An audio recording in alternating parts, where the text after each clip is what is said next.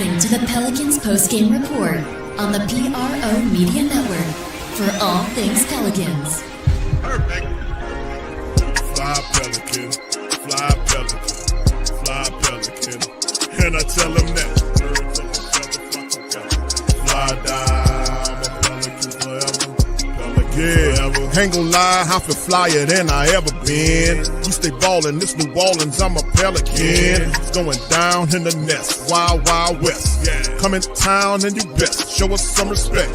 3-point threat, I better make it rain. If it's something, don't jump stupid like your ankle sprain. Always said, never hate the player, hate the game. Jumpin' where the dang late, bunch of train. Post game, big Q, talking about business. Bird gang, YouTube, they ain't flocking with us. Lock up the division mission, get into the finals. Finish competition, then it's going win the title. I know this flyer than you can get. Such a threat that the ref just might call a tag. You could double, you could press, but you can't check. Right, left, slide by you like a Eurostep. Fly Pelican, fly Pelican, fly Pelican. And I tell them that birds of a feather flock together. Fly down, I'm a Pelican forever, Pelican forever. And never, and never, and never, and never, and never, and never say birds of a feather flock together. Yeah, fly down, I'm a Pelican forever. Both ways to start, just kind of with the end. I think finishing on a 17-3 run. Just what did you see there at the end? I saw, a resilient team, a team that's making steps in the right direction. We've been right there. We've talked about this. Clutch wins are important. We've been spending time on it. The guys understand the moment. I think having Herb in these moments is massive for us on both sides of the ball to settle us. But Sadiq was great. Big shot out of the timeout. Settled us. We're down 5. We called timeout, settled us with a call to Sadiq, comes up with a big play. Then the defense brought us home, to hold them to 3 points in that stretch. This was a defensive win tonight. Murph came up big with some big shots. Z participated in that, getting to the rim. They were sending Wemby every possession to him. They were sending 2. He made the right play, got to the rim, kicked out, but Murph with 2 big shots, to put us over the top. And sometimes it just takes that. But what I'm most proud of is the defense down the stretch, that we've been able to find some rhythm here defensively. Same thing last game, against Memphis, that it was our defense that brought us home.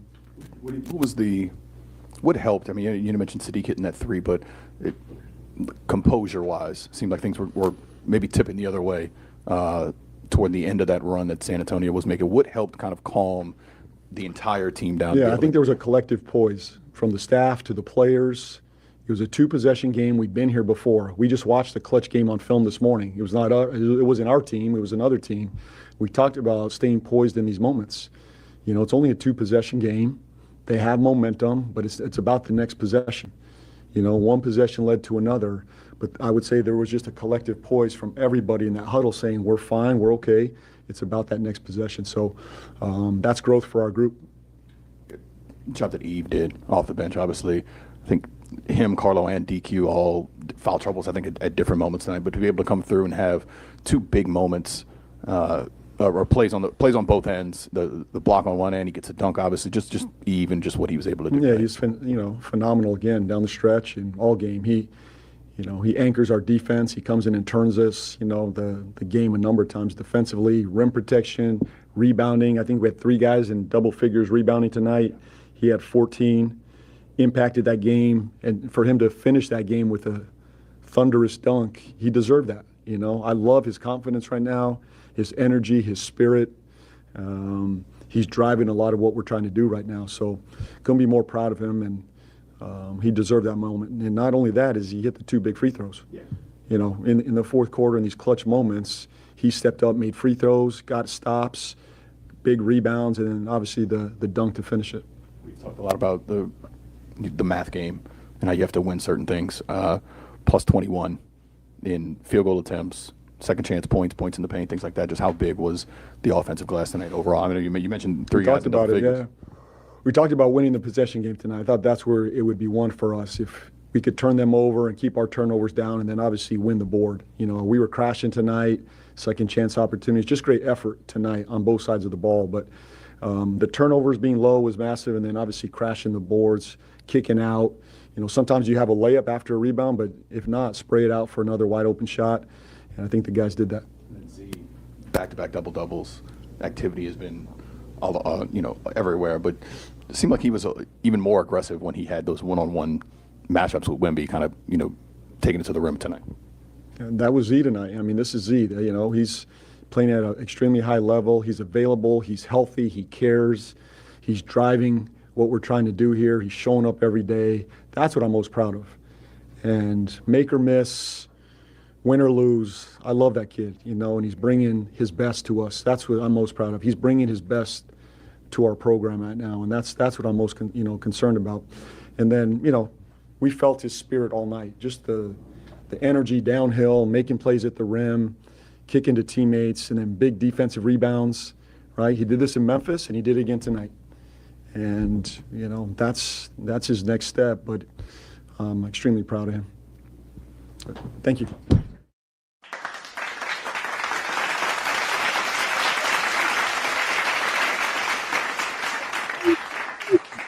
Tune into the Pelican post-game report. Much love to the fam. Appreciate y'all being in this episode of PPR. We up in the building. Big QDC, man. The recap, Pels soar past Spurs 104-95 to get the W. Pelicans 2-game winning streak. They improved to 12-36. They stopped the Spurs domination of the Pelicans this regular season by finishing out 1-3 against them here. But the biggest part of it is how the Pelicans played this game. The statistics off the chain, man. You're going to talk about them on the offensive rebounding side of things, the rebounding game, the heart, the soul, how they played in the back end, refusing to let go of the game. When you seen the Spurs have that massive run, the Pelicans responded by having a run of their own and then ultimately playing defense, making rebounds, and closing out in the just complete and total professional fashion against the Spurs. And this was a nice win because these are 2 road wins that the Pelicans happen to have. And the Spurs are a very good home team. So credit to the Pelicans putting it all together against a difficult Spur team, man.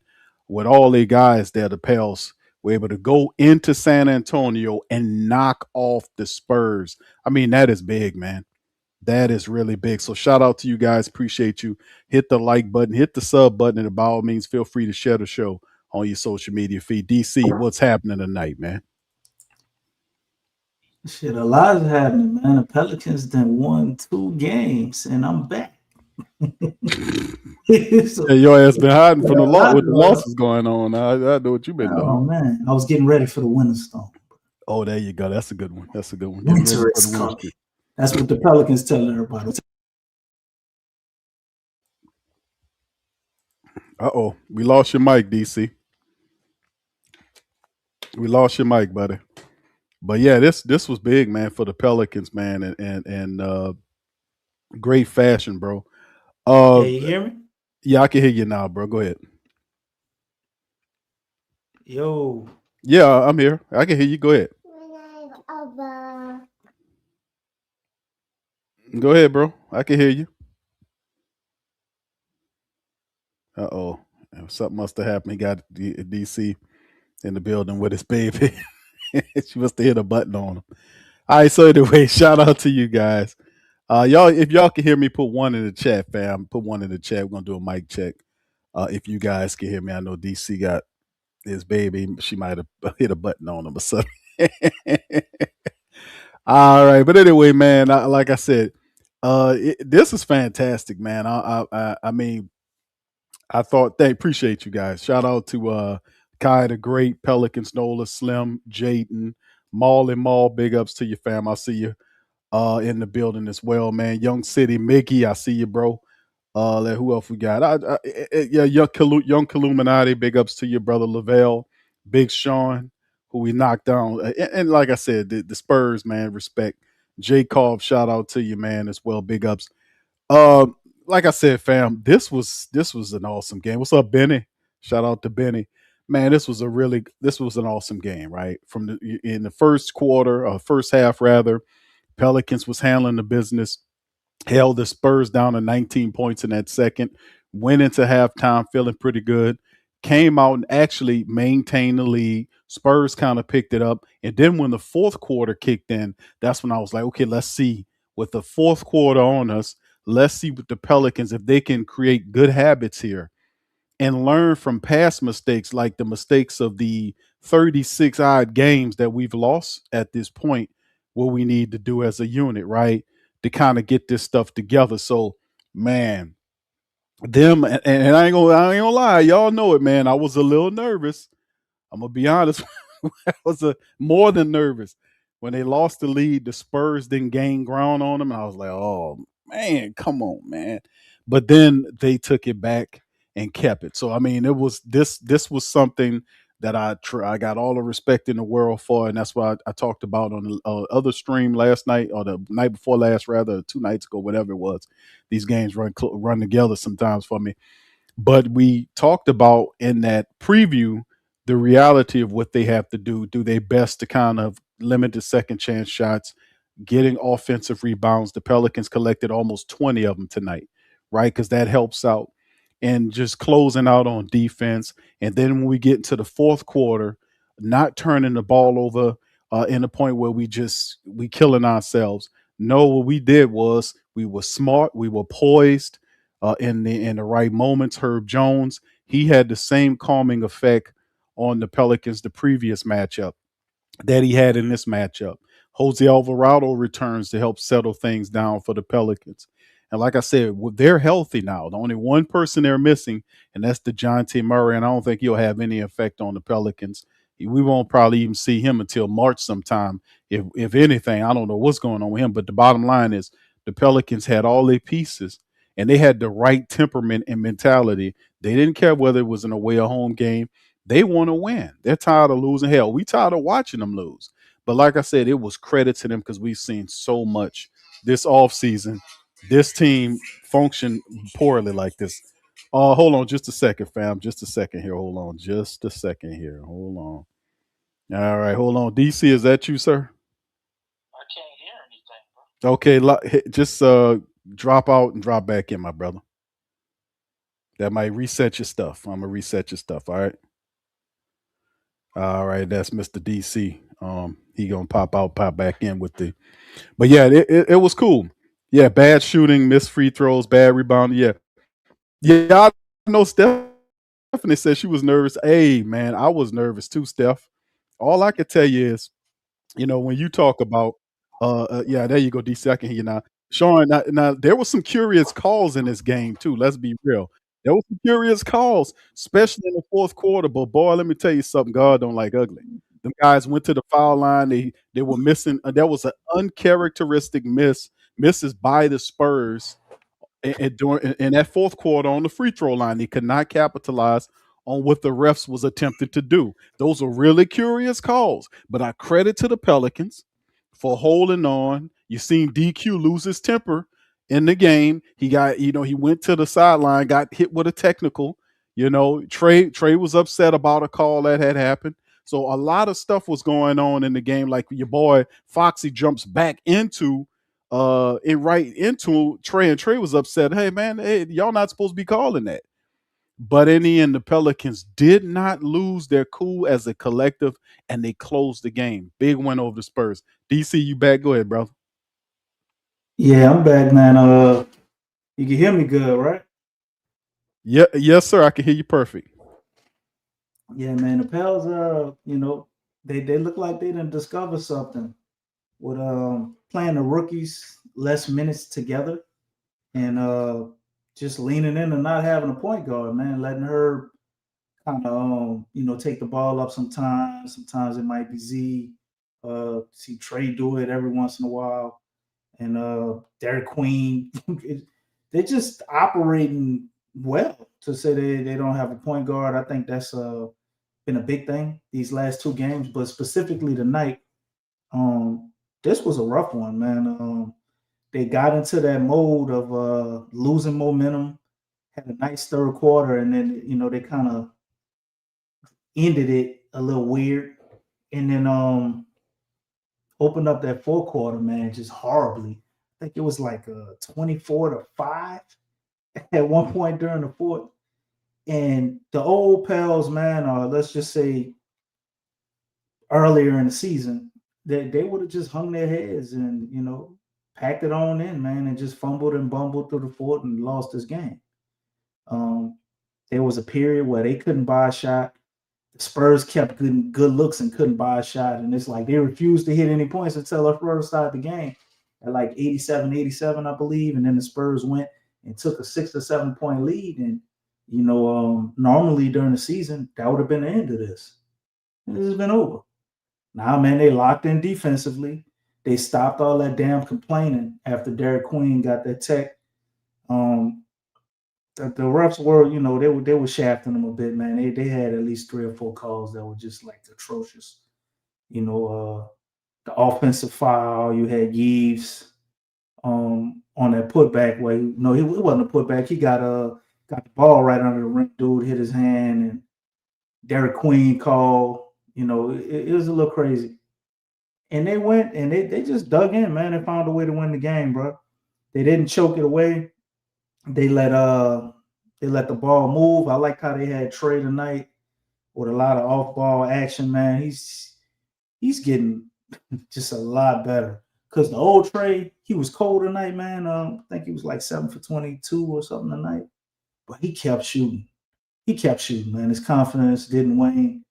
He got good looks. He put it up, and he hit some big shots for us to be able to take the lead, man. And he was out there dishing them dimes, too. And Zion was just all over the place, man. Getting blocks, playing good defense, rebounding, got you some dimes, and he was downhill. Wemby couldn't do nothing with him. They had to put Wemby on the help side to be able to try to affect Zion. That's the only thing that worked. When Wemby was on and one-on-one, it was barbecue chicken. Couldn't do nothing with him, man. Wemby did grab 16 boards, though. That's crazy. And you had Sadiq out there doing the same thing he do, man. I thought he had a solid game, and shit, with him not out there in the fourth quarter, man, things was getting bleak. The threat of him scoring in the fourth, because I think he only took like 3 shots in the fourth, if I'm not mistaken. I think man got to the free throw line once or twice. But he had a phenomenal game, in my opinion, just from what he did last game, carry this over and still be solid tonight, not be burnt out. Helped us get the victory. And then, Yves, man, what can I say? Yves playing like he either want to get traded or he don't want to get traded, because he was just out there balling, man. Offensively, sometimes he pisses me off, but just defensively, man, it's just undeniable the impact that he's making and what he's doing, man. 11 rebounds at halftime, and he's altering shots, let alone not just blocking them, but Yves is starting to command some respect in that paint, man. They don't just be want to put it up around him, man. He be changing some shots and stuff too. So, a combination of all those guys, man, I think got us the dub. But it's a little teed off with James Borrego. Like, we had a 20-point lead, man. We just let that shit evaporate without changing stuff too much. It just seemed incredibly kind of stupid to me. I wish he would have called timeouts earlier and tried to switch the lineup up before the score just evaporated like that. You let San Antonio go on like was it like 11 or 15-0 run or something in the fourth? I don't remember exactly, but we definitely made this harder than it had to be. But it's almost like the Pels wanted to go down to the wire, man, so they could work on being able to close games, in the clutch, because that's usually something we can't do, but we were able to do it tonight. Yeah, I was like I said, shout out to Jessica as well. Big ups to you guys, man. Y'all hit that like Appreciate button, man. everybody in the chat, man. Good Pels tonight, man. That's right. Pels victorious, man, tonight. It was some nervousness going on. I'm not gonna lie. All the Pale faithful knew it because we almost seen this replay before. But the Pelicans had a flip in the script for us tonight. They said, "Hey, Lon, watch this. Full covered. Everybody was available. The right mentality." DQ did lose his temper, but ultimately, that's gonna happen. He's a rook. He got to learn. But guess what? Guess what the vet did? That was DeAndre Jordan. He slapped DeAndre Jordan's hand away when DeAndre started to talk to him, but DeAndre stayed right there and coached him up. And what he did, calm down and set down. So yeah, he had that respect. He was like, "Hey, hold on, man. You trying to hurt the team? This sort of thing." He got them together. That's a rook. He learned it from the veteran. That's why DeAndre Jordan should not only remain on that bench role. He's valuable, but ultimately, when his time is up with in terms of playing, I would love to have him here as a coach, man, as a big man coach. Bro, he had that proper temperament. But shout out to Jan. Said PPR been coming through, win or lose. Number one independent Pels podcast. Shout out to the flocking nation. Shout out to you, man. Appreciate that, brother. Nobody gets hurt. Take the money out. All of it. Come on. Wasting my time now. Come on. Come on. Stop. And shout out to the fam, man, because it's been a tough road here. I ain't gonna lie to y'all, man. It's been a tough road, man. 12-36, man. It's been tough getting here, man. Thank you, Jan. Appreciate that compliment, man. We got it in here, man. We've been just fighting on through, man. These shows ain't easy, man. Y'all hear me on some of these stuff, man. I'll be pissed off, man, doing these shows, bro. But I refuse to relent. We diehards through and through. We're gonna do what we're supposed to do. We're gonna be consistent. We're gonna keep it real. Even when the team that we love to support doesn't do that, we're going to set the example. We're going to set the bar. But let's hit these stats, and then we'll go into kind of a deeper breakdown on PPR. Y'all hit that like button. We up in this thing. 41. The Pelicans had 102 attempts in San Antonio. 41 of 102 attempts. Wow, they shot 40%. Spurs 32 of 81 for 40%. The Pelicans had only 9 3-pointers, 9 of 34 for 26%. The Spurs were 12 of 44 for 27%. Pelicans went to the foul line 17 times, converted 13 for 76%.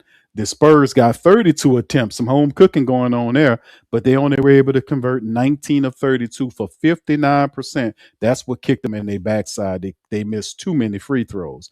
Rebounds, also, that's a part of the reason. But fam, the rebounds, Pelicans had almost 60 rebounds tonight. 58-46, 19 offensive rebounds by the Pelicans, cleaning the offensive glass. The assist game, 23-22 Pels. The assist game, 23-22. The steal game, 3-2 Pels. And the blocks was 5 apiece. The Pels, 10 turnovers. We've been seeing the Pelicans suppress those turnovers, trying to keep those turnovers, not make as many mistakes, turning the ball over. And that really helps in road games like this when we hit our free throws. We don't turn the ball over. We get those offensive boards, and we do what we're supposed to do in the clutch moments of the game. That'll increase that win total. Giving up 14 points off of 10 turnovers. The Spurs giving up a point per turnover, 12 turnovers, 12 points given up. The fast break game was the Spurs 16-2, but the Pelicans dominated in points in paint 56-32 in the matchup. And like we said, man, it's just been a really excellent affair. Then we go to the individual side of things, fam. The top scorers, 2 guys. Zion Williamson had 24 points in 33 minutes, 10 of 18 from the field. He was 4 of 5 from the foul line. He had 8 rebounds. 11 rebounds the other night? I want to say, y'all remind me in the chat, he had 11 rebounds the other night and 10 tonight. That it was just special with it was 11. 11 rebounds the other night, 10 tonight. Zion doubling it up with the rebounds, doing work on both sides of the floor is really popping for Zion, elevating that game. He throwing 4 assists, even had a block in the game for the Pels. And he had 4 offensive rebounds to go along with that, and he was plus 17. And if you take a look at what the Pelicans, all of their starters was plus in this matchup. Sadiq Bey, man, what could we say about Sadiq, man? 24 points, 33 minutes. He was 3 of 7 from downtown, 7 of 5 from the field. He had 7 of 9 from the free throw, and he also had a double day. 24 and 10 for him with 4 assists, no turnovers, right? Zion had 1. So these guys are playing high level of ball, plus 22 on his. 17 from Trigger, Trey Murphy in 38 minutes, 7 of 22 from the field, 3 3-pointers from downtown, 9 assists. Trey almost got a double-double as well, 9 assists, 6 rebounds For Trey, he was plus 13. Herb Jones, 9 points in 28 minutes. Remember, Herb didn't score any points the other game because he was out there doing this thing, facilitating, playing defense, all this kind of stuff. 9 points. He was 4 of 10 from the field. He did get a 3-pointer tonight, 3 rebounds, 2 assists, 2 blocks. Herb was doing this thing. He was plus 21 in the matchup. Derek Queen, even though he only scored 4 points, he had 17 minutes out there, 4 rebounds. He had 4 turnovers. He was out there trying to do his thing. You see, he was kind of off in this game, but was kind of helping out right there, plus 3. Kind of frustrated in this matchup, but we should see improvement from DQ like we always do. Off the bench, Eves had 30 minutes and 10 points, 4 of 11 from the field. He was perfect from the foul line, 2 of 2. Eves finished with 10 points and 14 rebounds, and making it difficult for Joe Dumars to think about trading this man if he elevating and playing like this on a night-to-night basis. 2 assists, 2 blocks and a steal, plus 9 for Eves off the bench. Jose Alvarado in his return, 13 minutes, he had 6 points. That's 2 3-pointers for Jose. He had 5 rebounds, 1 dish in the matchup as well. 8 from Jeremiah Fears in 16 minutes, 4 of 9 from the field.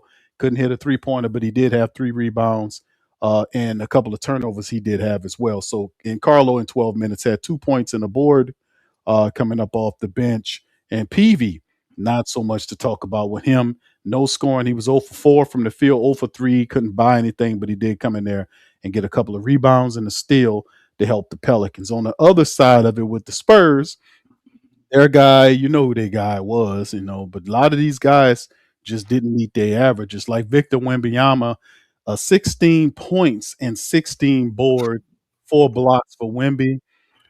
Very normal day for him, knowing how he plays. 13 from Champagne, 12 from De'Aaron Fox in the matchup, 15 off the bench from Keldon Johnson for them, and 13 from Devin Vassell. So you see that. And Paul Harper, he had like 5 points in 17 minutes. So the Pelicans would not allow the Spurs to sweep them. They went in there and knocked them off. And this is positive. So, DC, go ahead. I'm going to let you finish up on that and see if we can swing this momentum toward the OKC Thunder. That's what we got. I think they can, but I don't know if they're gonna get a dub. But we're gonna talk about that next.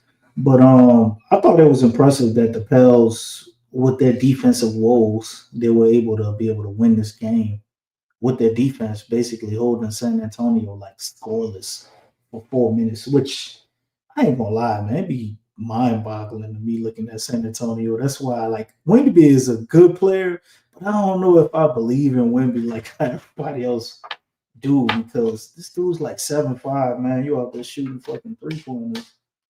I just feel like he letting us off the hook. Great for us. I know if I'm coaching Wemby, man, I'm about to put him somewhere on the block or in the post, long ass arms. But nonetheless, we shut all that down. So ain't trying to hype him up, but I don't know, man. I don't think we really got nothing to feel as far as Wemby. But looking at these stats and statistics, man, the one that jumps out to me that you covered was the rebounds, man. It's always that rebound battle, man. Pels 58 to 46 on the boards, and they got 19 offensive rebounds to San Antonio's 10, man. You always want to see that, and that's a big compliment to Yves, because he was putting in work there, man. But a stat that we didn't cover because it's not here listed on what we have, the second chance points, man. Second chance points really was huge this game. I know we can look at the free throws. Obviously, the Spurs missing those free throws, shooting 59% from the free throw line is something you can say also lets us being able to win this game. But 27-9 second chance points, that's huge, man. We won all the hustle stats, and then we outscored them 56-32 points in the paint, man. So shout out to the Pels, man. That's a lot of want to, a lot of physicality, a lot of effort. And that's what you want to see, especially against a team like the Spurs, that's usually very disciplined. Usually can't count on them missing free throws and all of that stuff tonight. think we just wanted it more tonight. We showed up. The Pels obviously have a little bit more juice with Herb showing up defensively. You heard Borrego talking about giving him more responsibility in the huddles defensively. And it sounded like you starting to say offensively too. Like Herb is basically the leader of the team, let James Borrego tell it. And I don't know if I could disagree with him, man, because guys are showing up. They seem to be more confident as a group. I think Trey Murphy, the shocking thing with me, like I said with him, Trey took 22 shots tonight, man. Like his confidence through the roof. He only made 7 shots, but he took 22. I think that's amazing because old Trey wouldn't have did that. Zion took 18 shots tonight. And this is what you want to see. How the shots distributed out. Those two guys have to take the lion's share of our shots if we actually want to win. That's your 2 best players, so they should have the majority of shots, and everybody else kind of figure it out from there. And I thought you saw tremendous confidence from both of those guys, and I don't think it's a coincidence that when Herb was here, it was 7-6. The last 2 games he came back recently, we done won both of them. Y'all could tell me in the chat if Herb didn't play, y'all really think we would have won tonight or the game before that? Because looking at him statistically, as far as his offense, he had 9 points, 4 for 10. He hit a 3-pointer, 3 rebounds, 2 assists, no steals, 2 blocks, right? It don't seem like a lot when you try to measure what Herb does with the numbers. But man, just look at our defense. Our defense looks almost fixed. Just with Herb being out there is crazy. The night and day difference of this team with Herb Jones playing, man. Just a lot of intangibles, things you can't measure.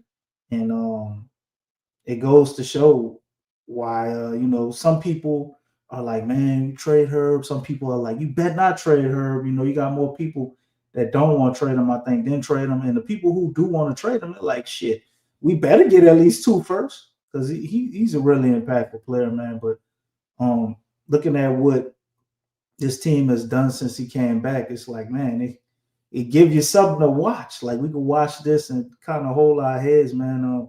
We don't got a lot to look forward to this season because the Pels ain't gonna realistically do anything.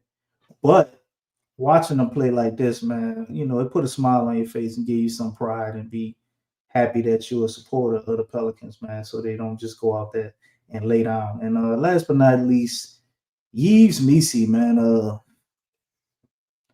10 points, 14 boards. Shout out to Sadiq too, man. Them 24 points, 24 and 10 out of Sadiq, man. Dude playing out his mind this month. But Yves Missi, man, 10 points, 14 rebounds, 11 rebounds at halftime, man. Just the energy, effort, 2 blocks. Anytime somebody puts something up around Yves, man, I almost feel like he about to send it into the next row. Like I said before, I don't know if this is him showing he wants to be here or he's happy to get traded and trying to up his value. Either way, man, it's impressive, and I hope he keeps going on. I understand the idea of trading Yves and why the Pels are doing it. I know a lot of people are like, nah, they shouldn't trade him, and I'm one of the people who I think we probably should, because I don't think we'll be able to maximize what he is while also trying to bring along Derek Queen and Jeremiah Fitz. Man, we don't develop people good, man. We can't develop no goddamn 4 players at one time. You got Peavy they trying to build up. You're going to have him. You're going to have Fears and Queen. I get it. But I also get the other people, too, who are like, man, y'all see what he did tonight? You bet not trade Yves, man. And I understand that side, too, man. It's just this tough decision of what happened with Yves on this team. But either way, man, I think he's going to be a very, very good player in the future, man. Possible All-Star 4 or 5 years down the line. But defensively, man, super impactful. This dude he's a monster on the Bulls, man. Just seeing his improvement there from where he was last year and what he is, man, sky's the limit for Yves. But the offensive game, whew, for that offensive game needed a lot of work.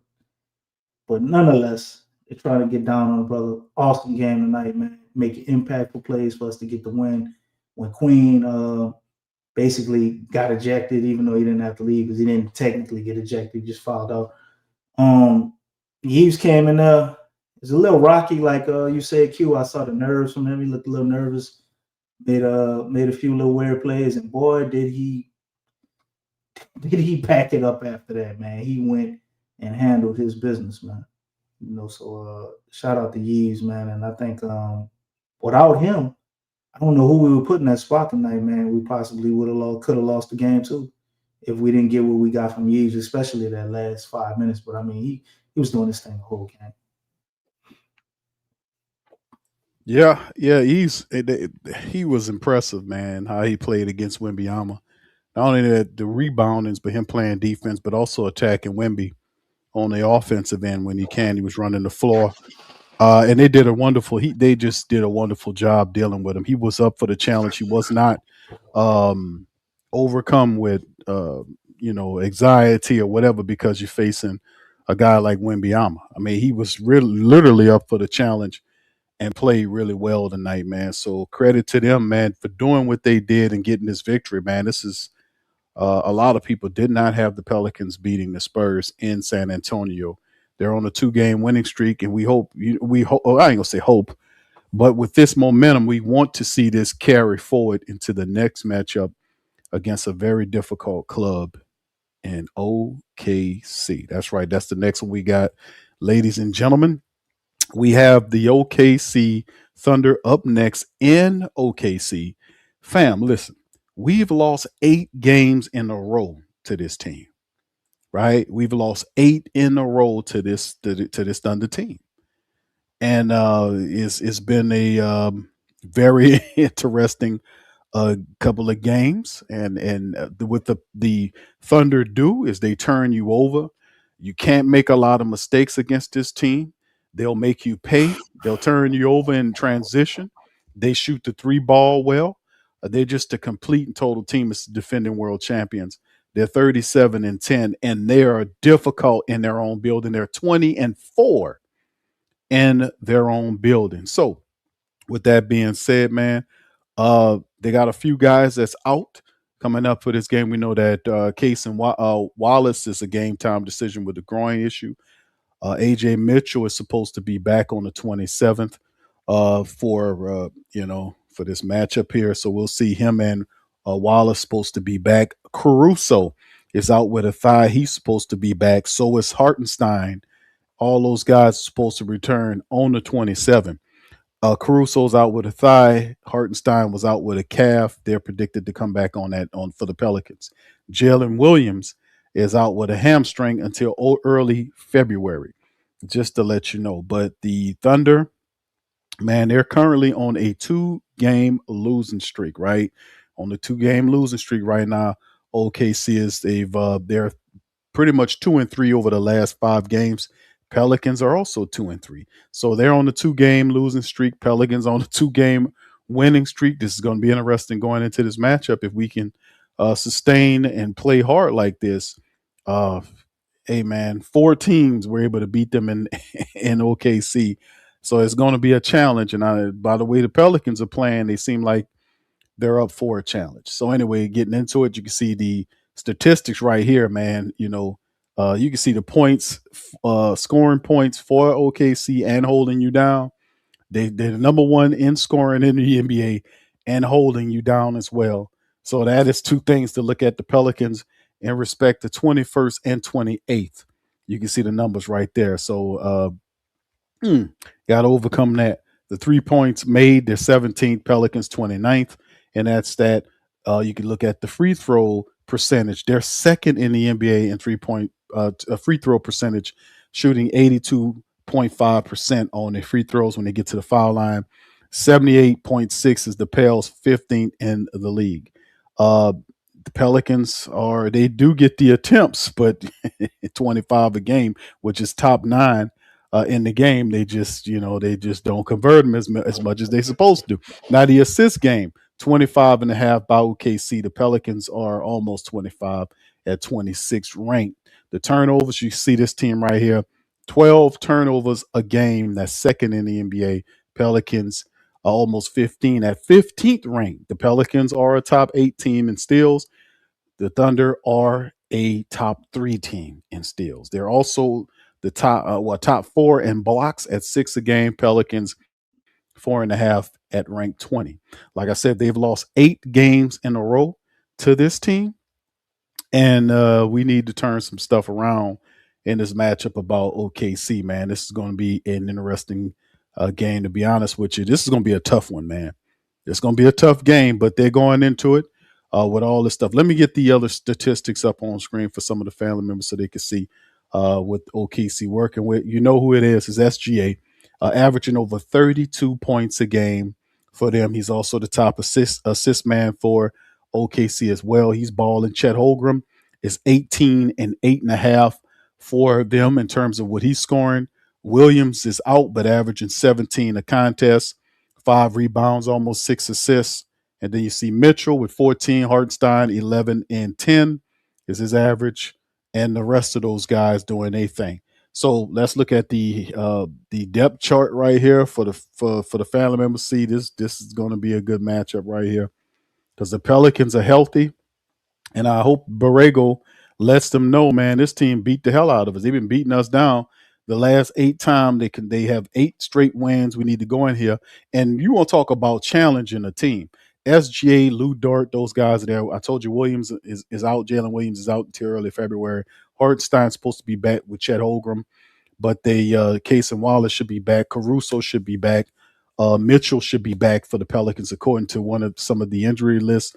Wiggins, Jalen Williams, Kenrick Williams, and a few other guys, Isaiah Joe. They have a nice squad. They're well coached as well. DC, this team only lost 4 games, bro, at home. They have extremely they play extremely well at home. Pelicans 2-game winning streak. Thunder going to be looking to get off the snide, inviting the Pelicans in. Could there be some slippage here by OKC overlooking us because they've been dominating us? Could there be some slippage? How could the Pelicans capture this game, and will they? Let's see what you got. I think they have a chance, man. OKC coming off losing to the Raptors and the Pacers. Like, I mean, the Raptors are obviously a lot formidable than the Pacers, but I think right now it depends on that injury list. If everybody comes back, realistically, I don't think we have a chance in hell, especially after them coming off 2 losses. They're going to come out with something to prove, but if everybody's still, banged up or all of these guys don't come back, man, I think we have a shot because they're probably going to roll in here thinking, you get some get right medicine from the Pels and just go ahead and get a win. You know what I'm saying? And the way the Pelicans have been playing the last 2 games, I think you kind of catch them by surprise. I'm curious to see the way that they've been playing defense, what that would look like against Shea, especially if Jalen Williams is out and Hartenstein is out. Because at least going off the Pelicans, man, I don't know how much to trust the timeline on when people be coming back that ESPN be having up there. But we know all of these guys ain't going to be back. Some people is coming back. So it's just a matter of who, But Shea, defensively against her, he hasn't really, I don't think, affected him a whole lot. We probably had a game here or there where he played awesome defense on Shea, but just looking at them not starting a point guard, we got all our wings with the length. Defensively, I'm just curious to see what that looks like, man. Can Derek Queen, get off his slide, man, and kind of turn in a formidable game? He's been playing really bad for a while now. Some solid performances mixed in there, but he's obviously ran into that rookie wall. But if he can help somewhat to cancel out Chet and not just completely get dominated in that matchup, man, I think we got a hell of a shot to be able to beat the Oklahoma City Thunder. But are we going to see the Pelicans that we saw tonight in the game prior, or are we going to see something else? But I think long as they're running with this this lineup where they're starting Herb at point guard, it's gonna be something interesting to watch, man. It seems to be a thing that teams, I guess, haven't figured out or really planned for playing the Pelicans right now. So we could possibly go and get OKC off guard. And I say I just step on our limit, say we win, just to say it to make a decision. But I'm really kind of undecided because I think it really depends on availability. Who OKC has available, I think will matter whether we win this game or not. Yeah, regardless of who they got, DC, if they don't have Hartenstein and Williams, all these guys, like they haven't been, they've, like I said, they're on a 2-game losing streak. I think they'll be on game to try to break that losing streak against the Pelicans, welcome them into OKC. Like I said, only 4 teams beat them there. They're 20-4 in that building, man, to be honest with you. So it's going to be interesting to see how this is all going to work. But like I said, you said you give them the chance. The way they played tonight, if that's 2 straight games that I've seen them play like this, man. Play like this with this gutty, this grit that they have. They refuse to fall over, and then of course getting Herb back. Herb is not just an accident that they're winning these games in a manner as soon as they get Herb back. Like even Borrego said this in the press conference, the press elite, and at the start of the show, he gave Herb credit and talked about how he has a calming influence in the rough moments, putting the ball in Herb's hands, selling things down. Like in the previous game, not this one, but the matchup against the Grizzlies, where Herb had the ball, he was bringing the ball up, he stopped at the 3-point line, faked like he was going to throw it underneath, and then threw it to the corner. And then I forgot, wasn't that Sadiq Bey? I think Sadiq Bey was the player he tossed it to. Sadiq Bey pulled up, knocked down a 3-point shot. So Herb has been one of these guys, not just offensively, but defensively, that's in there kind of telling them what to do and kind of, just overall amping up, just not the IQ of the defense, but also helping out offensively. Like in that previous matchup, he didn't have any points. He had a few points in this game, plus his plus and minus was up too. So it's positive, man. I like what they're doing. Let's see if they can do it again against OKC. So you pick them not to do it, DC. Am I correct there? No, I said I picked them to win, but you picking them to win? Okay, I'm on the fence because I think it depends on availability of OKC, like who suits up. Because obviously, if Jalen Williams suits up and Hartenstein suits up, I don't know if they pull it off.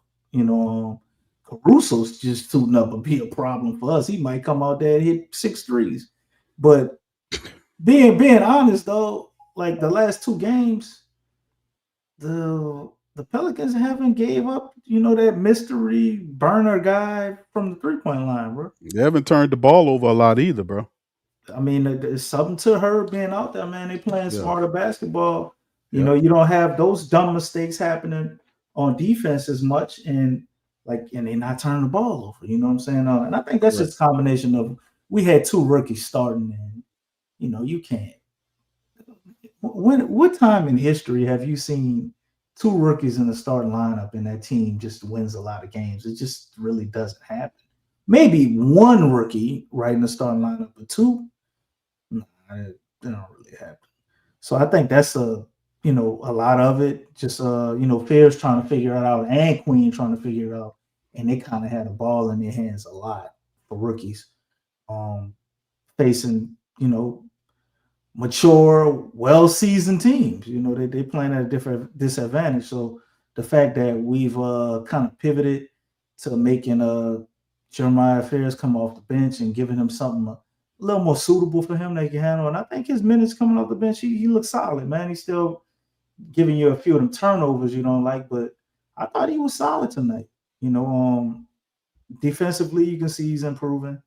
And Derek Queen, to me, he's covered by the starters, but he's got to figure some things out, man.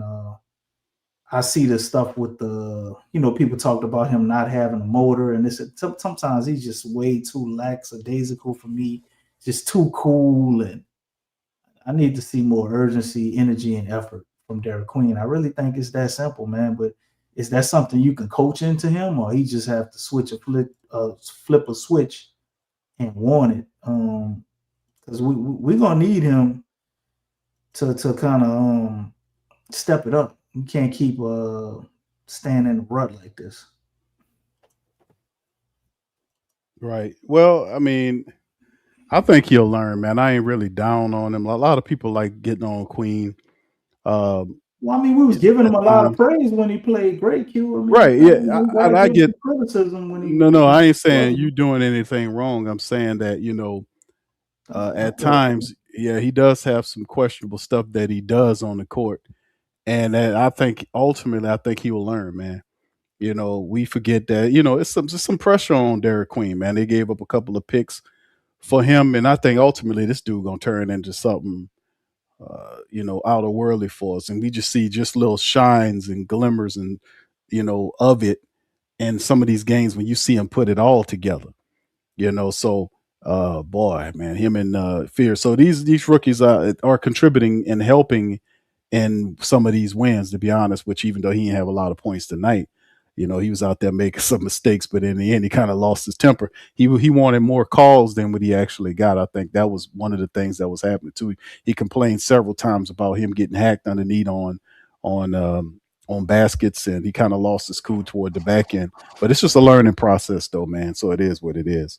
But anyway, DC calls and said the Pelicans get the win against OKC. We can't dip yet, man. We got to cover the trade news and different stuff like that. We already covered the trade news. You want to go ahead and get your wording on the trade? I'm just saying, people asking, they're asking questions in the comment. They want us to talk about the Ja Morant trade. You obviously had Jordan Poole not playing tonight. Right. Go ahead, touch on it. I think that's very telling of something possibly happening, but also you got Ben Mathurin, to get away from the Ja stuff. I'll talk about that in a second. Ben Mathurin putting up weird posters on his Twitter. I sent it to you, Q. I don't know if you want to pull that up. What I sent you about Ben Mathurin, something about him and Jace. If you could share it, that'll be helpful, bro. If you can kind of share. I know you got your Twitter there somewhere. Because they said something about him that if he don't have their support, he acts kind of shit. Is that what you were saying? This is his actual tweet. It was nothing nobody saying. That's his. Oh, I thought that was somebody else saying that about him. Nah, that's him. Hey, man, I'm not they better do some goddamn hearsay. They better do some research on that if that's the case, man. Unless this not his Twitter account, but this was floating around out there. He said Benedict, the child who is not embraced by the village will burn it down to feel its warmth. And he got Pacers with a fire sign. And then he throws Jace up there with an exclamation point, man. So, all right. I mean, us sending Yves Misi over there and somebody else for him and Jace, I mean, that kind of lines up and makes sense. You sending out your big, but you get back a guy in Jace who just torched us the other day, by the way. But he's like 6'8", 6'9", so you get some length back for getting off of Yves, and you get Ben Mathurin, who's not the most efficient shooter, but he's a pretty good scorer, man. He's gonna give you 18 points a game. I think it would be an improvement over Jordan Poole, and you can only do this deal if you send in Jordan Poole somewhere. So I don't know. Or maybe somebody else is trading him. I don't know. But I just thought that was interesting. Ran across that before the show started. And then you also have all your stuff with Ja Morant. Scoop dropped some stuff today. See if I can find that. Well, we had something on Twitter somewhere. Scoop B had a tweet that he talked about. He did because I don't see it. He did a whole. I'll pull it up. I did a whole side report on this for the Pelican faithful who want to check that out. I covered most of all of the everything. I read the complete and total article. Okay, well, cool. We but just talk about it then. No, but go ahead and give your thoughts because I know you want to get your thoughts on it. kind of talk about it because Scoop B did mention that. My man Jay Black pretty much outlined it because that's what it was. I don't think they said nothing about top 10 protected. Yeah, They said the Pels asked the Pels for a pick, and the Pels said no no, in yeah, the that's right. article, but they were willing to give John Morant for Murray and Poole. That's You know right. what I'm saying? And I would say if you're getting off of Murray and Poole, I would be cool That's with 60 giving them plus. Yeah. a protected first round pick, man. I'm definitely not doing it in 2027 though, but if you let me space it out to like 2030 or 2029, maybe something like that, then yeah, I think you do that to take a swing on Ja. Because at the worst, maybe you can rehabilitate his career and move him for something else at the worst. Like you really not giving up nothing. I mean, that protected pick, obviously, if the Pels just mess this up and by 2030, like they're still horrible, hey, you got to take your medicine. But I've always been, I wanted to get Ja when we drafted Zion. Like I wanted both of them. So I think now, with his trade value being low, I think this is the perfect time to strike. We don't have a lot of leverage here, being the Pelicans. I know we're supposed to go through the traditional rebuild and you tear it down and you trade all your players and you get picks I don't trust the Pelicans to do that shit. And I don't trust them to do it right. So anytime I could get premium talent on this team, man, I say do it. Like I'm not trying to do nothing crazy where you give up 3-4 first round picks. No, I wouldn't do that. But if you could get Ja for one first round pick and get off DeJounte Murray and Jordan Poole, I think you would be stupid not to do it. I can't give him the 2027 pick because this shit could go horribly wrong.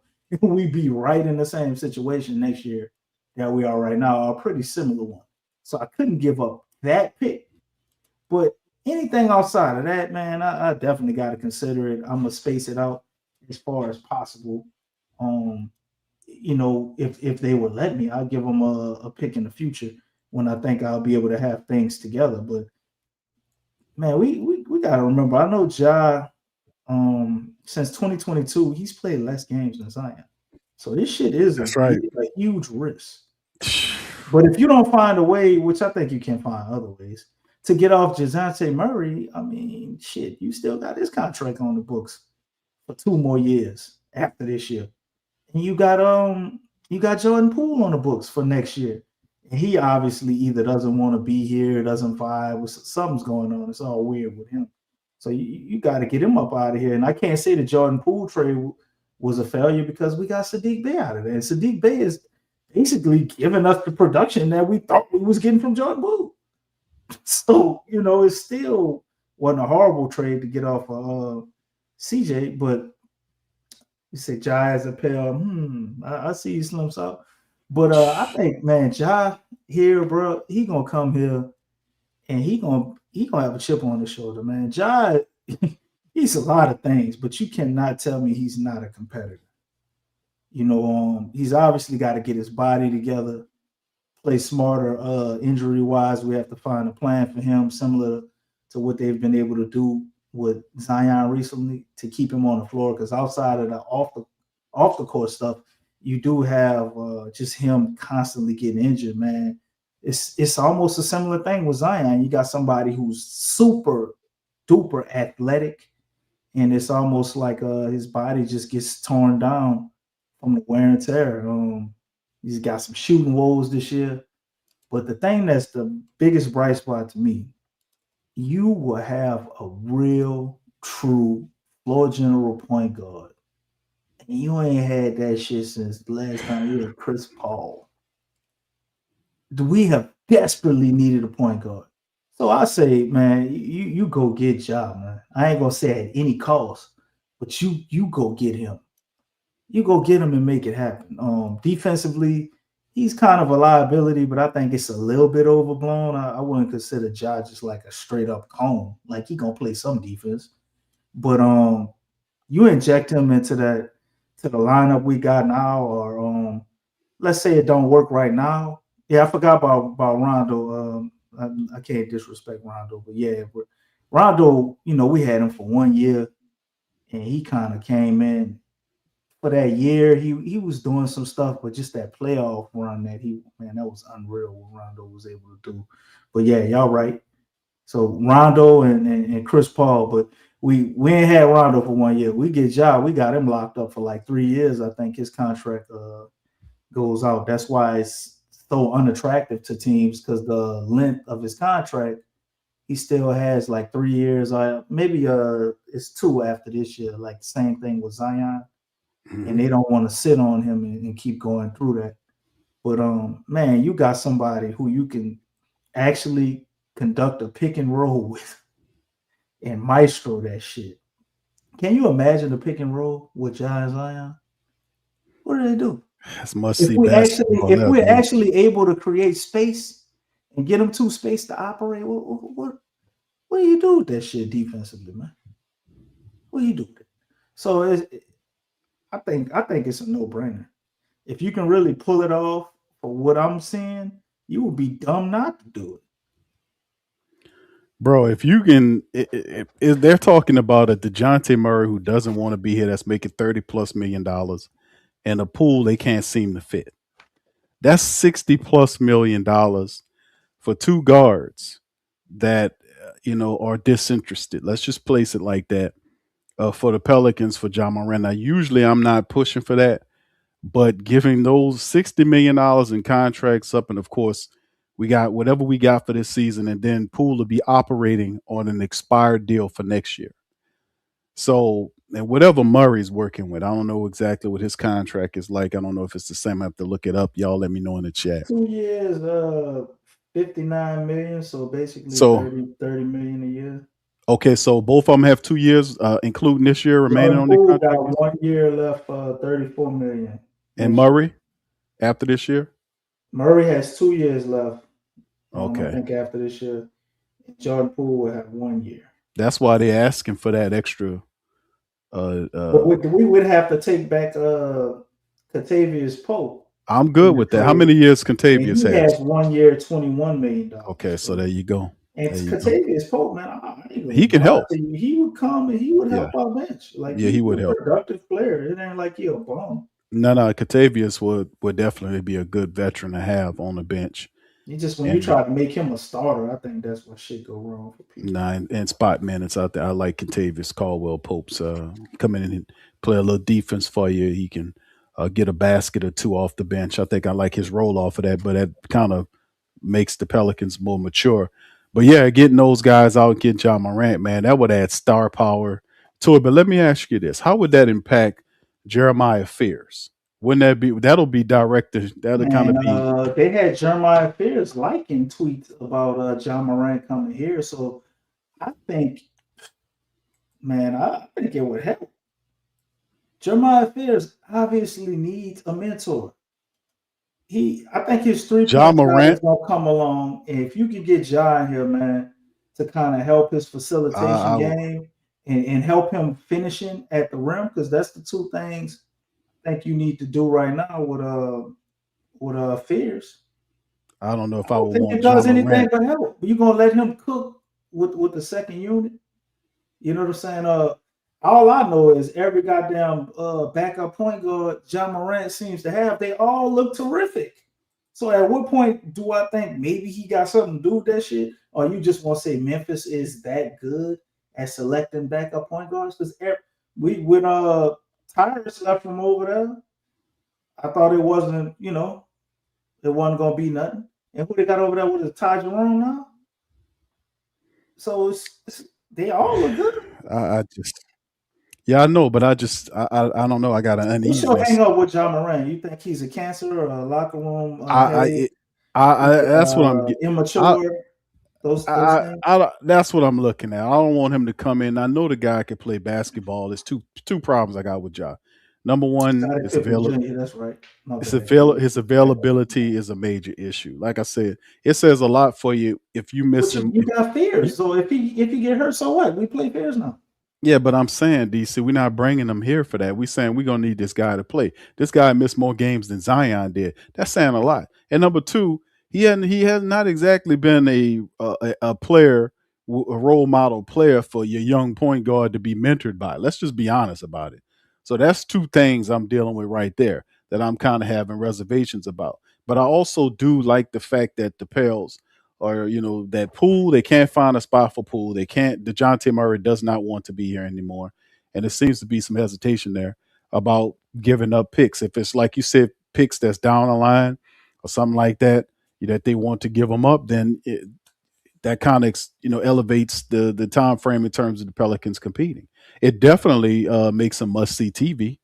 But like I said, it sounds good, and you know, but it does have the propensity to go bad, man. And if you don't do this shit right, then this could be a gut punch right here for the Pelicans to bring in a John Morant and can't fit him properly into whatever you're doing. Like I said, I still think Borrego is not the coach. In several months from now, the Pelicans are going to hire another coach. Mm-hmm. So if I'm Joe Dumars, I don't know if I'm going to try to make some of these type of moves because it's half-assed, it's incomplete. It's crazy because in order for it to work, you got to have the real coach that's going to be here. I don't think you're looking for it to work this year, Q. I think it's more of a thing. You get Ja right now to set How many years yourself Ja up has on his for next contract, bro? year. How many years he got left? Because this is the thing. This is what I'm You saying. got some valid points, though, man. But make because this is how it's a risk, man. we talking about building the team, building the team correctly. Order to build a team correctly, you got to have an administrator at the top that's working in harmony with the head coach. Borrego is not going to be the head coach of this team when the season ends. When the regular season ends, him and a lot of those coaches, all them coaches, they gone, right? So the next guy comes in, and we want it to be a guy with a resume and a ring. So if that is indeed the case, you're going to need that guy to help you complete this thing because it's hard building a team when the damn coach that you want to take the team anywhere is not here. That's So true. I mean that's what I'm looking at. But go ahead, bro. Go ahead. Ja's contract is it was in 2022, so he's 3 years into it. So it'd be 2 more seasons after this year, 27-28 season. It's up. So Right. that's why he was asking Memphis, I guess, for that extension. Let me see, extension eligible for 3 years, 178 million extension in the summer. So if you did get him, you can extend him for a 3-year, $178 million extension. That's what you would be looking at. But I'm looking at Ja as it's a risk, man. It's a swing, and I think the combination.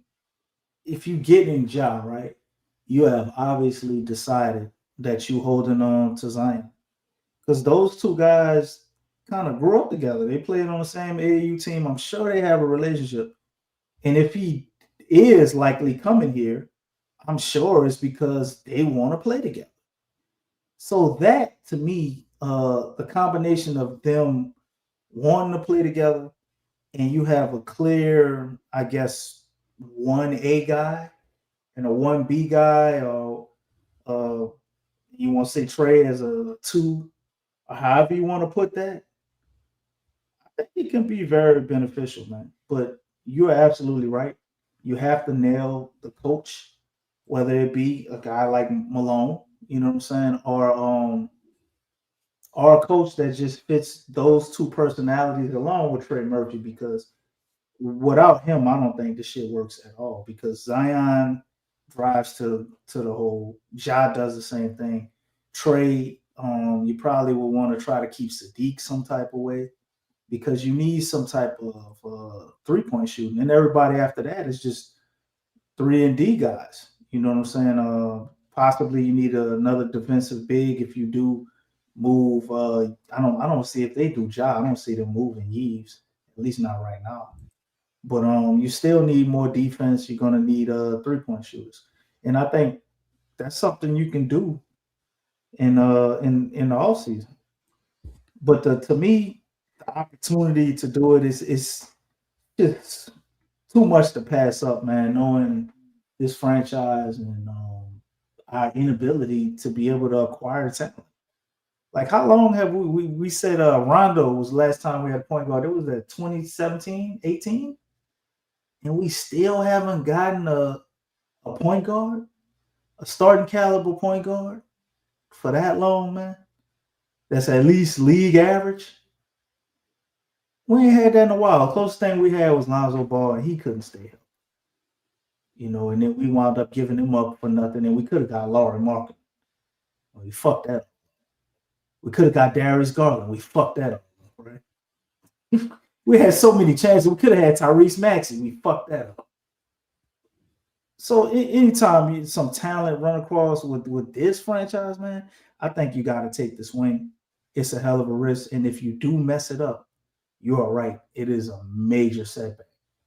But I think there's a reality where you could mess this up and still pivot off, and it really don't hurt anything. Like, if you truly just horrible next year, everybody's hurt, and you trying to get off these guys, I still think you can, and you already got your two youngsters in house that have been soaking up minutes, and you're developing them. I don't know, man. I don't really see a lot of downside to this. Um, that's right. Man, I can't say your fucking name right now. Your name too goddamn long. I think Borrego is going after this year. And the main thing that would make this work would be the coach. Because I think with Ja and Zion, I think you need a disciplined coach. You need more of a disciplinarian, a coach that could get through to them, but somebody they respect. You guys did Ja is the if Ja ain't got no respect for you, I think that's what happens. And I don't think I think the little stripper incident or whatever he had, that one was weird, overblown.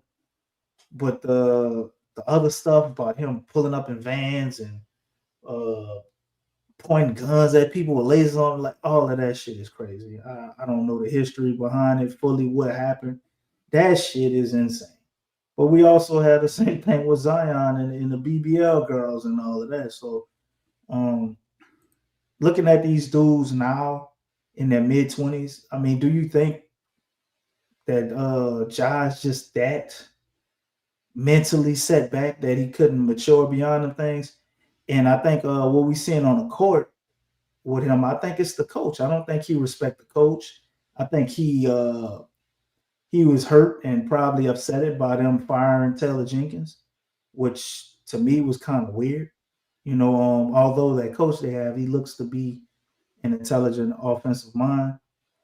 But could that have anything to do with what appears to be his immaturity on the court over there in Memphis? There's just a lot of stuff going on, man.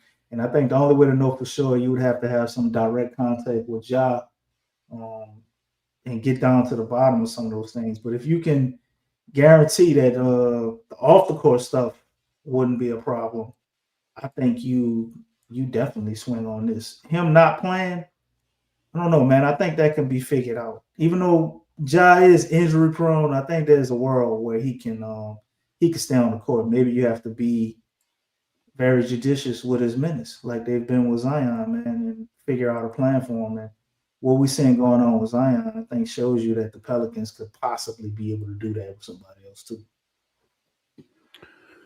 Well, DC, let me tell you something, bro. The Too big of a talent, Q, to just you almost got to do it, bro. You can't. Well, the thing is,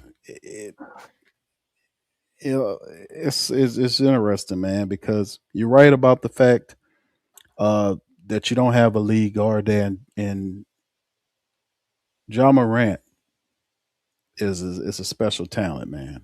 I mean, he really is. He averages over 22 points for his career. 4.6 rebounds, and over almost 7.5 assists.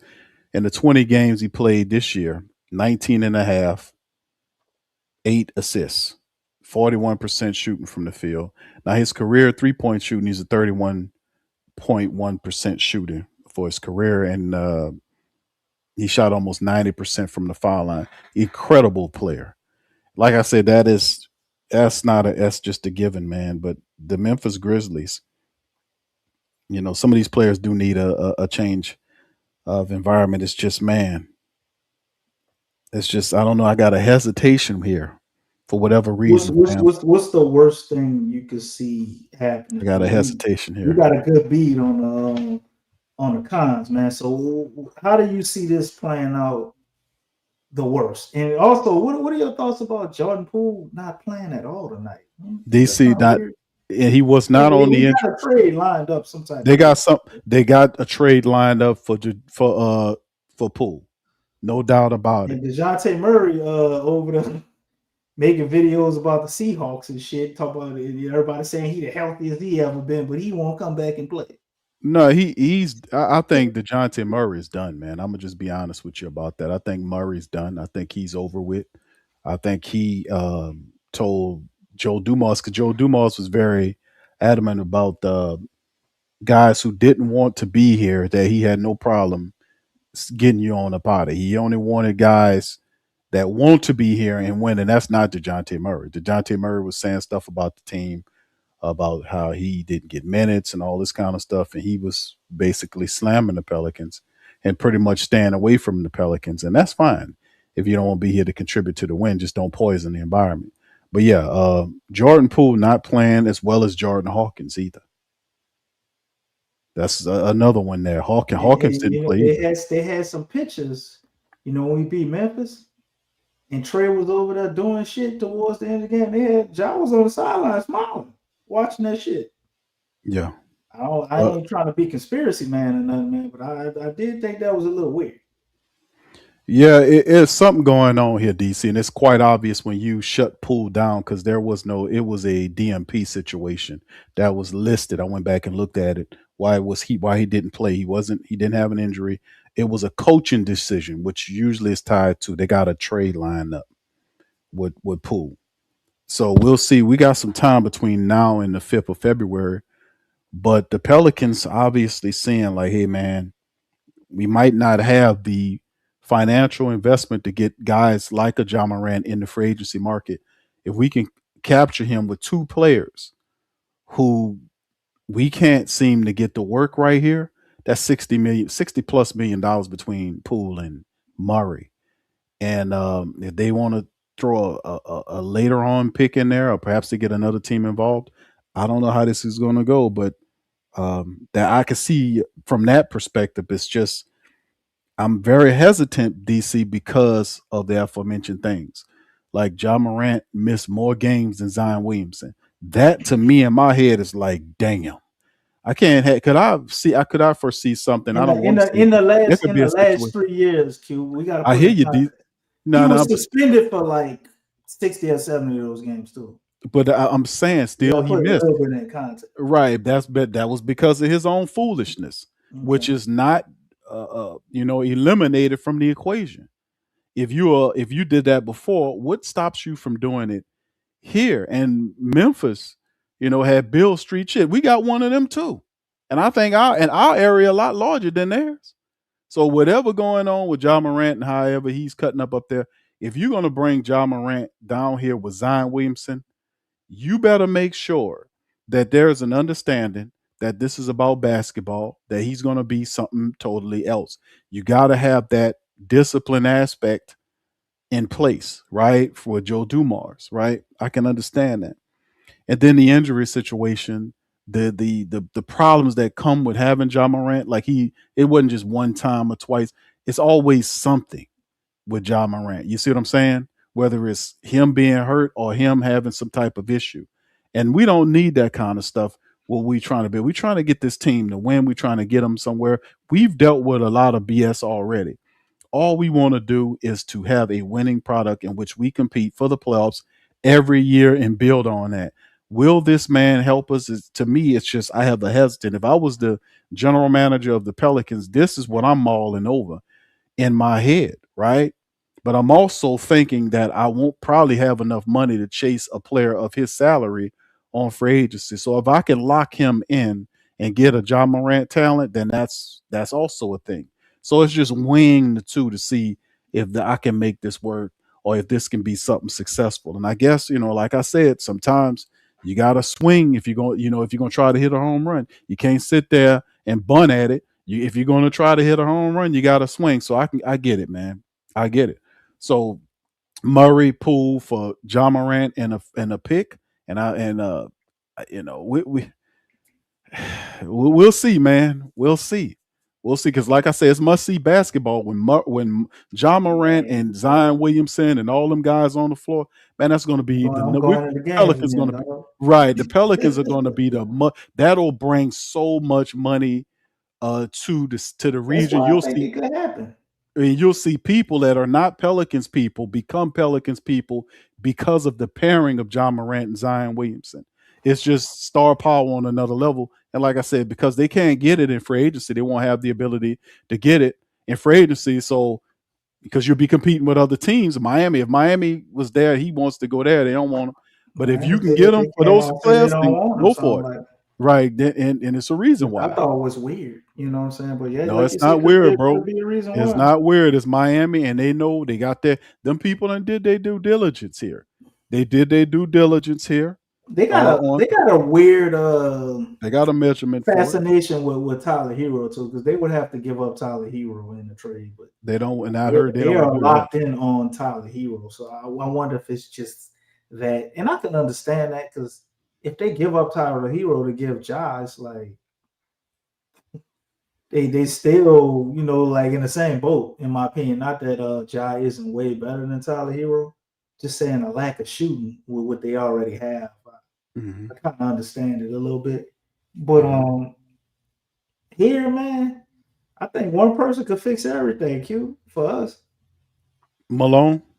Nah, NBA YoungBoy, dog. Have NBA YoungBoy come What? fix us. Yeah, you'll see all them guys. NBA YoungBoy. Man, you'll see all of He only stopped the violence campaign, bro. I think that they can Yeah, talk he some got. sense in the chat. Yeah, he got. Well, I mean, he let that reflect in his music as well. But this is the thing, man. It will be something, man. It will. It's probably be the most entertaining Pelicans team that we've ever had. Yeah, indeed. That will be the most starlit team that we've had. You'll have I don't know if you can call Zion a superstar, but if you have Ja Morant and Zion Williamson playing together on the same team. Now, DC, I don't know. You might have to do the OKC astrological chart to figure out what is his date and all this, because they do that. I know Ja's a Leo, so technically Okay. he would fit with a lot of guys on his team. Leo, we got like a lot of Leo, Geminis, and what is her, man? With Sagittarius, I think. He fits that. So he fits the chart. He fits the team for as if you talking about like the astrological chart stuff. Yeah, the chart. Yeah, the OKC he fits perfect. Okay. He fit better than DeJounte Murray, one of the guys we'll probably be getting off of. So DC, I'm be honest with you, I think Joe Dumars follows that chart too. I'm gonna be honest with you, man. It ain't no. I mean, that's why look, Yves is a Taurus. What's your boy? Jordan Hawkins is a Taurus, and like they following some astrological. That's all the people who up for trade, don't fit that. They don't, other than Jordan Poole, he's just playing atrocious, and I think he probably wants to leave. Like I think whatever they're doing with him, you probably just can't sell him on him being a backup, and Fears hasn't been playing, amazing all the time. It's like, how am I coming off the bench to a rookie that ain't better than me, probably in his mind, But Jordan Poole, the only one you hear in the trade talks that don't fit that. Let me look up see what Jose is, because I think Jose probably fit that too. But they're trying to send him to New York, man, because we need some second round picks.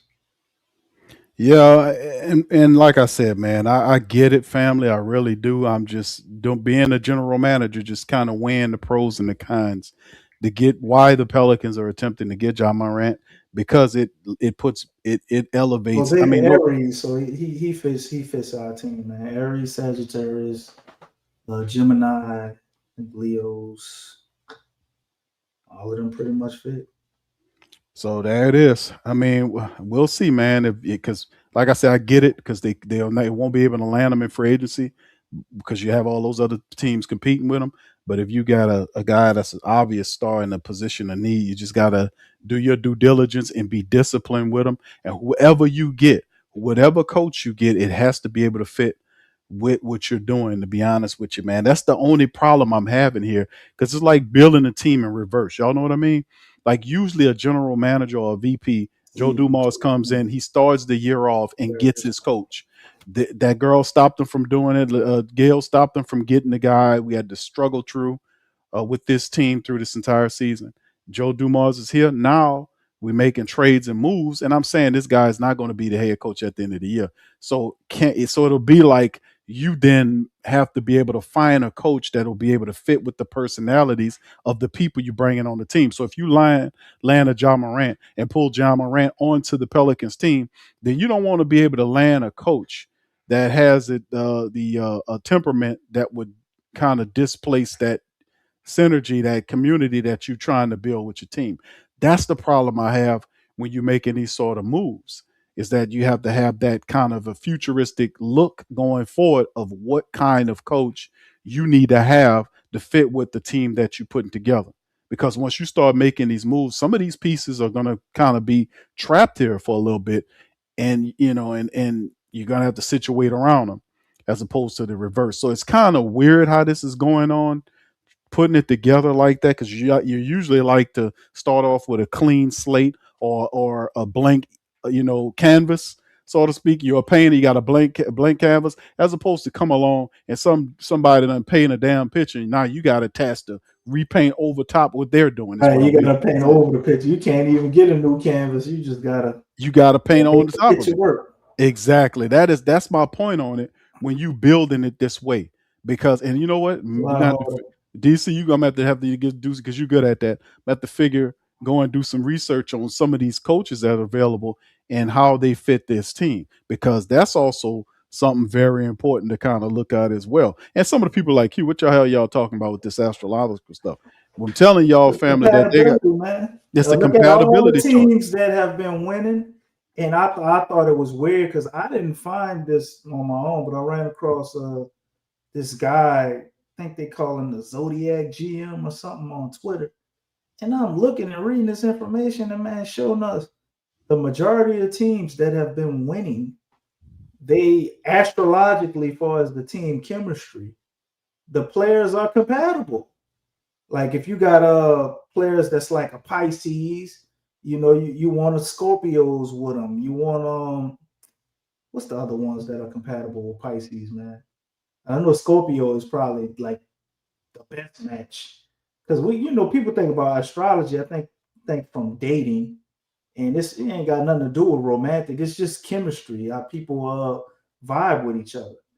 So when you going down these charts, man, and you looking at that, you're like, oh, damn, hold up, Scorpio, Taurus, Virgo, and you look at how they build out the teams, and you be wondering why like certain teams won't trade for certain players, even though they're like really good.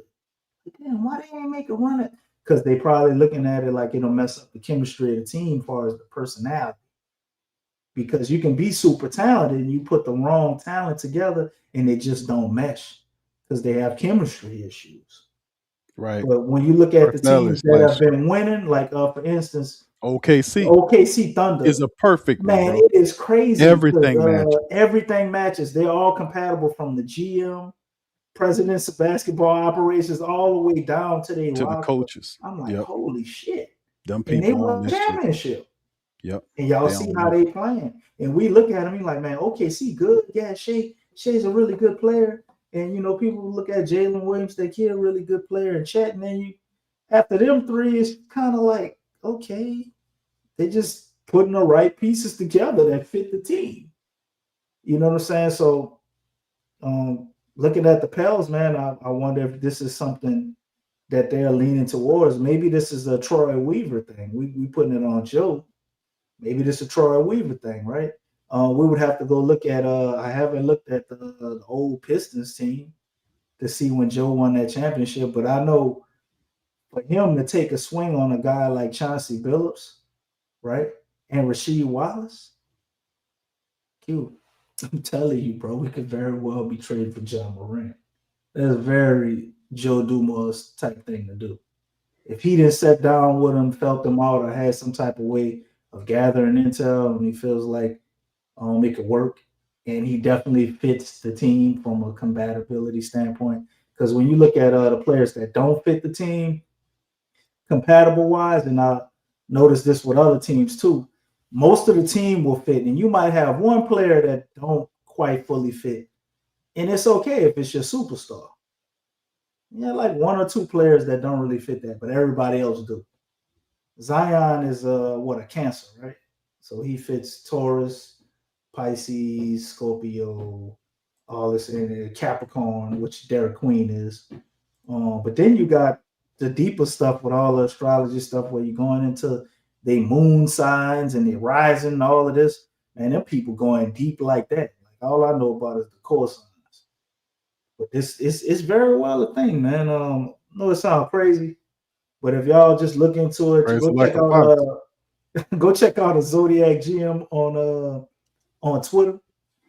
Just check it out, man. I'd be interested to see what other Man, people think about it because I yeah, thought it was stupid, and I then the thought it more I was looked too. into it, When I I'm started like, looking at damn, all them teams, bro, all the it wasn't top just teams. basketball; it's football too. Like Yep. you're looking at the coaches, and I'm like, holy shit! These people using this a part of it's not the And core thing that they use in DC, but it's definitely it's a main a thing. major piece in their thought process and assembling talent How with these many teams. times Like I have talked we about, seen teams this not trade for players, and you like, why wouldn't they do that trade? They should have got it. And I done built the putting y'all on compatibility. game tonight, man, about Compatibility. that shit. Y'all look that up. I'm telling you, that's what they doing. OKC is not a what it was several teams at the top, and a lot of the basketball teams that's using this it's a lot of these teams that's doing this shit are winning games. I mean, their organization is like winning a lot and they're competing at a high level. You know, if you think about it, it makes sense because some of these personalities would seem to clash. But a lot of these people, especially OKC, man, they've been using that for a very long time and have had a lot of success Who doing was it. over So there at OKCQ? your boy over there, what's his name? Oh, you mean who came from there? Yeah, You meant that's with us? Troy Weaver. That's right. Weaver was there. Drafted Russell Westbrook was the main That's right. person I heard campaigning for him. That's right. Weaver was. That's true. Troy Weaver was there. It's gonna be interesting, man. But anyway, man. Listen, man. DC. Uh, uh I'm gonna go with you on that, bro. On the OKC game, man. I'm gonna go with you on the call. I'm gonna give it to the Pelicans. To take care of business against OKC. Like I said, we've lost to this team 8 straight times.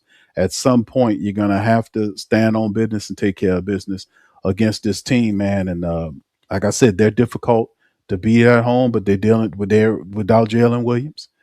They still have to deal with SGA, and you know SGA be doing all this stuff where he gets to the foul line a bunch of times because he knows how to draw the fouls. So we have to be on game about that. We have to study the film and have the scout reports to deal with him and be very disciplined and reaching around him and knowing how to pull back, this sort of thing, going up there because they're apt to give them a lot of foul opportunities. And when whatever we can draw off them, we got to be able to hit those foul shots and be fundamental. Pelicans have been offensive rebounding. You mentioned the second chance points. We've kept the turnovers down the last couple of games. That's the formula you need to compete with a team like OKC, no doubt about it. Anyway, DC, if you ain't got nothing to say, bro, we're gonna get ready to close the That's it, show, man. right? All right. Get up out of here, man. Go Pels. Let's see what they do Tuesday, man, and hopefully everybody stay warm. You know, with this crazy winter weather, man. So hoping everybody stays safe. Wishing the best, and hopefully the city don't get shut down tomorrow when they reach what they say it's supposed to be 17 degrees or 27 degrees. Yeah, it's that's true, DC. Shout out to all the family members across the country Y'all guys be safe out here, especially in the southern regions where they're dealing with this really harsh winter weather that's coming in. And so the schools, I got an alert for my son's school that their school will be shut down on Monday, and they'll give us an update later on. But yeah, a lot of places, a lot of people, places are going to be shut down. So y'all guys be safe. Try not to travel out there unless you must, unless it's an emergency.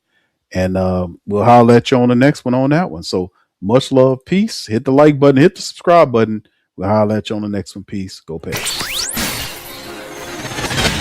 You're listening to the Pelicans postgame report on the PRO Media Network for all things Pelicans. Perfect. Fly Pelican, fly Pelican, fly Pelican. And I tell them that. Fly down, I'm a Pelican forever. Pelican, ain't gon' lie, I feel flyer than I ever been. We stay ballin', this New Orleans, I'm a Pelican. It's going down in the nest, wild, wild west. Come in town and you best, show us some respect. 3-point threat, I better make it rain. If it's up, then don't jump stupid like your ankle sprain. Always said, never hate the player, hate the game. Jumpin' where the dame late, punch a train. Post game, big Q, talking about business. Bird gang, YouTube, they ain't flocking with us. Lock up the division mission, get into the finals. Finish competition, then it's going win the title. I know this flyer than you can get. Such a threat that the ref just might call a tag. You could double, you could press, but you can't check. Right, left, slide by you like a Eurostep. Fly Pelican, fly Pelican, fly Pelican. And I tell them that birds of a feather flock together. Fly down, I'm a Pelican forever, Pelican forever. And never, and never, and never, and never, and never, and never say birds of a feather flock together. Yeah, fly down, I'm a Pelican forever. Pelican.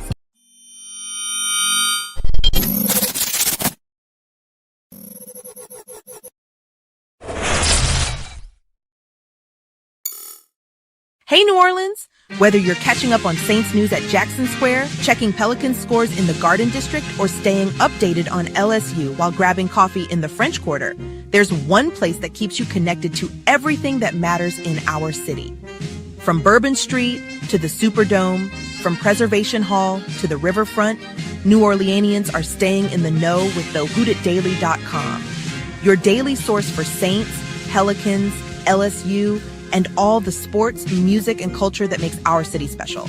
At work downtown, at a game in the Dome, or just relaxing by the Mississippi, wherever life takes you in the Big Easy, you can stay connected. Because when you're from New Orleans, you don't just live here. You stay in the NO.